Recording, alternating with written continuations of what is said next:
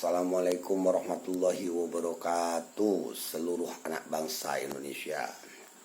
Allahumma sholli ala sayyidina Muhammadin kamalan yayatin li kamalihi wa ada kamaluhu la haula wa la quwwata illa billahi al-aliyyil azim. Siang tadi keputusan Majelis Kehormatan Mahkamah Konstitusi telah dibacakan. Semoga putusan tersebut membuat puas para penggugat. Puas untuk para penggugat, sudah dipecatnya ketua Mahkamah Konstitusi, bahkan tidak boleh mencalonkan diri maupun dicalonkan. Semoga ini jawabannya sudah terpenuhi jawaban para penggugat. Namun keputusan Mahkamah Konstitusi mengenai masalah Pilpres yang sudah berjalan dan sudah dilaksanakan oleh KPU tidak bisa diganggu gugat, karena putusan itu adalah putusan mutlak dan sudah dilaksanakan oleh KPU.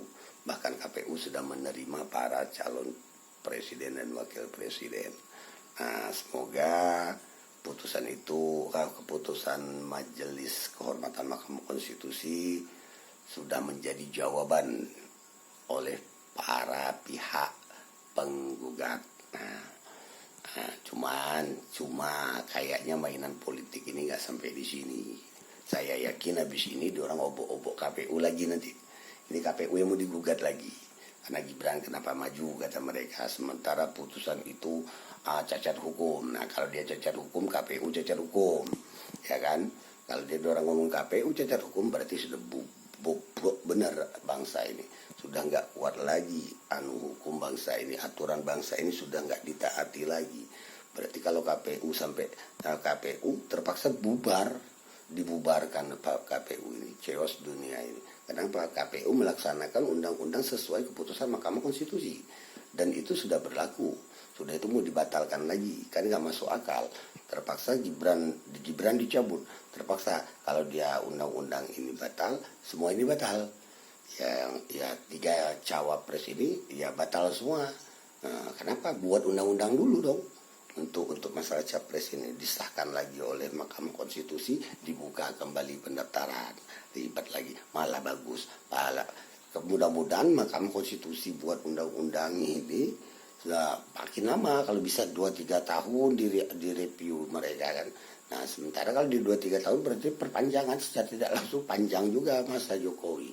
Ada baiknya juga buat Jokowi sebenarnya. Mereka ingin menjatuhkan Jokowi, tapi salah kalau mereka sampai mengobok-obok mau tidak mau.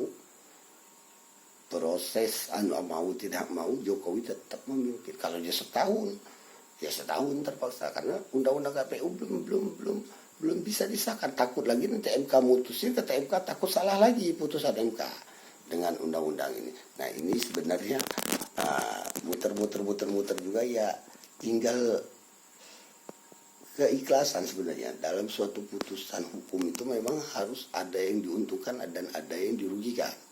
Nah kalau putusan ini keputusan hari ini merugikan ketua MK, ya kan? Keputusan MK menguntungkan Gibran, ini ya kan? Jadi setiap keputusan hukum itu pasti ada yang diuntungkan dan ada yang dirugikan. Tapi kalau para penggugat ini kurang puas lagi, mereka menggugat KPU, ya malah bagus lagi. Kalau bisa sampai 5 tahun orang gugat terus, ya terus berjalan. Ya gimana nggak bisa dilaksanakan kita Pilpres karena banyak penggugat. Nah, tujuan penggugat ini sebenarnya satu, sudah jelas. Mereka nggak mau anaknya Jokowi maju, itu aja tujuannya. Nah, sebenarnya nggak mau. Nah, di sini kenapa ada muatan politik?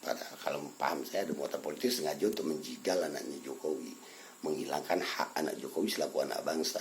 Sedangkan dalam Undang-Undang Dasar itu jelas, wakil presiden dan wakil presiden adalah warga negara Indonesia.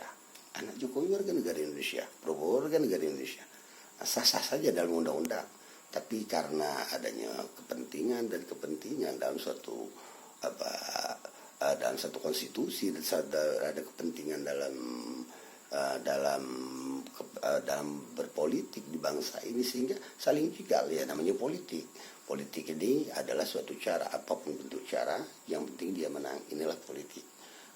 Bohong kalau dia berpolitik tapi dia pengen kalah, itu bohong. Politik ini penuh kecurangan, penuh kedengkian, bermacam-macam. Jadi politik ini sangat kejam. Saling bantai, saling tipu, saling tikam, saling peluk, saling peluk, saling tusuk.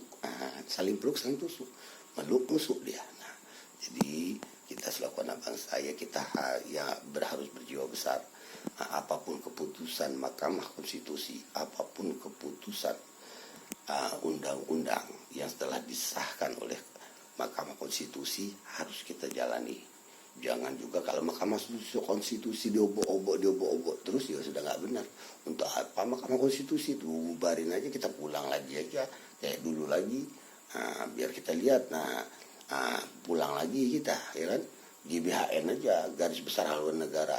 Jadi presiden dipilih oleh MPR, ya kan? Lembaga tingginya kan jelas.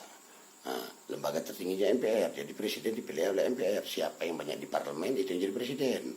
Mau seperti itu, kita balik lagi ke sana. Biar puas tuh, karena kayaknya dari presiden ini sesuai elit politik, bukan sesuai kemauan rakyat. Nah, ini rusaknya bangsa ini. Sesuai keinginan elit politik, bukan sesuai keinginan rakyat bangsa ini.